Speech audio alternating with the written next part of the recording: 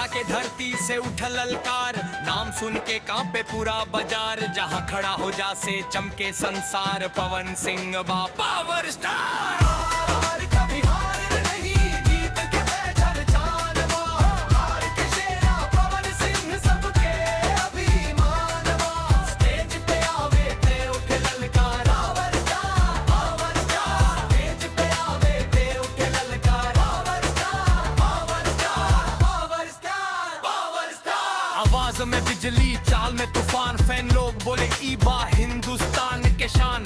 दुश्मन के सीना करे आर पार, नाम बा गूंजे पवन सिंह बार बार। लॉलीपॉप लागेलू जब गूंजल संसार, बिहार से निकल के चमकल सुपरस्टार। राजा जी के दिल बा टूट जाए मचवल धमाल, हर गाना पे झूमे जनता बेहाल। ले लो पुदीना से फेर मचवल आग, जहाँ बजे गाना वहाँ लगे भागम भाग। स्टेज पे एंट्री भीड़ करे पुकार, एक नाम पावर स्टार। जहाँ बजे गाना झूमे हर बाजार, दिलवा पे राज करे ई सुपरस्टार। भोजपुरी दुनिया के चमके सितार, सबसे अलग पावर स्टार। हार कभी हार नहीं, जीत के पहचान बा।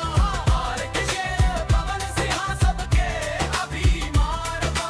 स्टेज पे आवे ते उठे ललकार, power star, power star. Stage पे आवे ते उठे ललकार, power star, power star, power star, power star. Ara के शेर दिल इनके प्यार, एक नाम पवन